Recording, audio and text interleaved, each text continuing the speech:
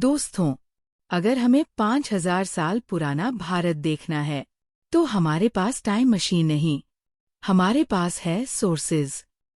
Sources यानी वे साधन जिनसे हम अतीत को समझते हैं। यही सोर्सेज हमें बताते हैं कि हड़प्पा कैसा था, ऋग्वेद किस भाषा में लिखा गया और अशोक ने किस तरह धम्मा फैलाया। अगर ये सोर्सेज न होते तो हमारे पास सिर्फ लेजेंड्स और मिथ्स होते।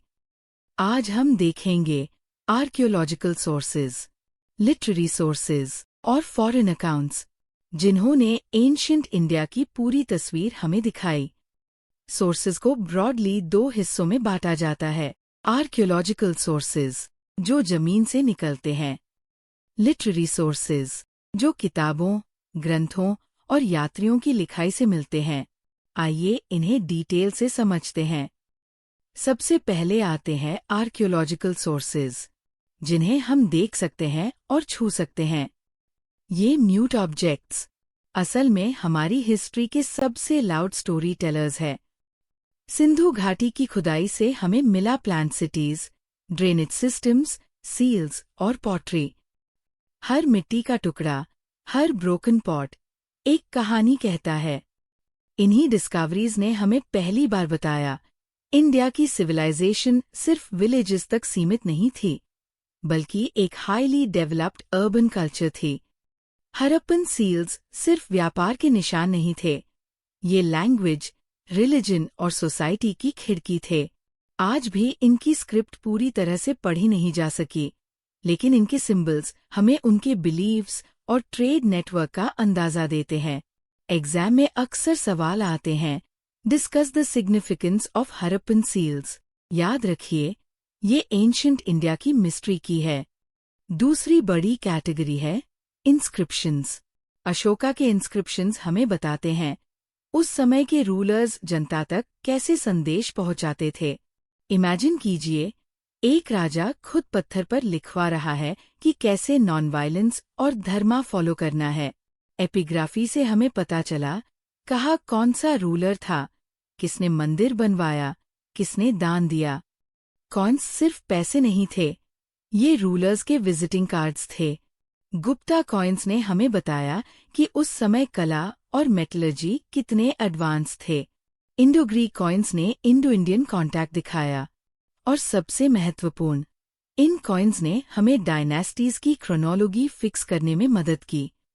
स्कल्पचर्स और आर्ट एक साइलेंट सिनेमा जैसे है। अजंता की वॉल्स पर बने चित्र आज भी 1500 साल पुरानी कहानी सुनाते हैं। और हड़प्पा की छोटी सी ब्रॉन्ज डांसिंग गर्ल हमें बताती है कि उनके जमाने की सोसाइटी कितनी एडवांस थी। अब आते हैं लिटरेरी सोर्सेज पर।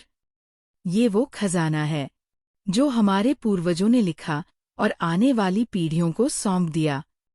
ऋग्वेद, सामवेद, यजुर्वेद, अथर्ववेद, ये सिर्फ रिलीजियस टेक्स्ट्स नहीं, बल्कि उस समय की सोशल, पॉलिटिकल और इकोनॉमिक लाइफ की खिड़की है। वैदिक लिटरेचर से हमें वर्ण सिस्टम, रिचुअल्स और अर्ली सोसाइटी की जानकारी मिलती है। सबसे पहले आते हैं वैदिक टेक्स्ट। ऋग्वेद सबसे पुराना ग्रंथ, जिसमें हिम्स और प्रेयर्स लिखे हैं। लेटर वेद्स, ब्राह्मण्स और उपनिषद्स सोसाइटी और फिलॉसफी का दरवाजा खोलते हैं। और फिर आते हैं एपिक्स। रामायण और महाभारत सिर्फ रिलीजियस एपिक्स नहीं, बल्कि कल्चरल एनसाइक्लोपीडियाज है। इनसे हमें एथिक्स, किंगशिप, धर्म और समाज की वैल्यूज का पता चलता है। एग्जाम्स में अक्सर पूछा जाता है, what do epics tell us about ancient Indian society? इसका आंसर है, ये हमें उस टाइम के मॉरल, सोशल और पॉलिटिकल फैब्रिक की जानकारी देते हैं। बुद्धिस्ट त्रिपिटक और जैन आगम भी अमूल्य सोर्सेज हैं। इनसे सोसाइटी के लोअर सेक्शंस, ट्रेड और किंगशिप के बारे में डिटेल मिलती है। इन टेक्स्ट्स ने हमें बताया, इंडिया सिर्फ रिचुअल्स की लैंड नहीं थी, बल्कि फिलॉसफी और रैशनल डिबेट की भी भूमि थी। साउथ इंडिया के संगम टेक्स्ट्स एक अलग दुनिया खोलते हैं। यहाँ हम देखते हैं ट्रेड विद रोमांस, चोलास और पांड्यास का राइज, और तमिल कल्चर का रिचनेस।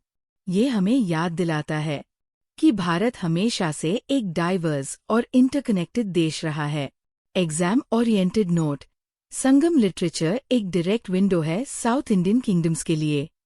फॉरेन ट्रैवलर्स भी हमारे लिए क्रूशियल सोर्सेज है। मेगास्थीन्स ने मौर्यन एम्पायर की डिटेल्स लिखी, फाहीन ने गुप्ता सोसाइटी का डिस्क्रिप्शन दिया, ह्यूएन ज़ैंग ने हर्षा के टाइम का ट्रैवलॉग लिखा। फॉरेन अकाउंट्स अनबायस्ड नहीं थे, लेकिन इन्होंने हमारे लिए कई डिटेल्स प्रिजर्व की। सोर्सेज सिर्फ लिखित या खुदाई से नहीं, कला और स्थापत्य से भी मिलते हैं। अजंता पेंटिंग्स, सांची स्तूपा, गुप्ता टेम्पल्स, ये हमें बताते हैं कि उस समय की रिलीजियस लाइफ और आर्ट कितनी एडवांस थी। हर स्टोन कार्विंग उस समय का एक लिविंग डॉक्यूमेंट है। कॉम्पिटिटिव एग्जाम्स में बार बार पूछा जाता है। लिटरेरी और आर्कियोलॉजिकल सोर्सेज को क्लासिफाई कीजिए। संगम टेक्स्ट्स का इम्पोर्टेंस बताइए। फॉरेन ट्रैवलर्स के अकाउंट्स की लिमिटेशंस एक्सप्लेन कीजिए। यानी एग्जाम के लिए ये चैप्टर एक गोल्ड माइन है। तो दोस्तों, एंशिएंट इंडिया को समझने के लिए सोर्सेज सबसे पहली सीढ़ी है। ये हमें सिर्फ फैक्ट्स नहीं बताते, ये हमारी आइडेंटिटी को खोलते हैं। आर्कियोलॉजी और लिटरेचर दोनों मिलकर हमें बताते हैं कि भारत कितना विविध और महान था। यही है हमारी फाउंडेशन, जिस पर आगे की पूरी हिस्ट्री खड़ी है। दोस्तों, आज हमने देखा कि सोर्सेज ही वो दरवाज़ा है जो हमें भारत की प्राचीन गाथा तक ले जाते हैं। लेकिन कहानी यही खत्म नहीं होती। कल सुबह 7 बजे हम करेंगे शुरुआत उस सिविलाइजेशन से जिसने पूरी दुनिया को चौंका दिया था, इंडस वैली सिविलाइजेशन। तैयार रहिए, क्योंकि वहां से शुरू होती है असली यात्रा। मिलते हैं कल सुबह।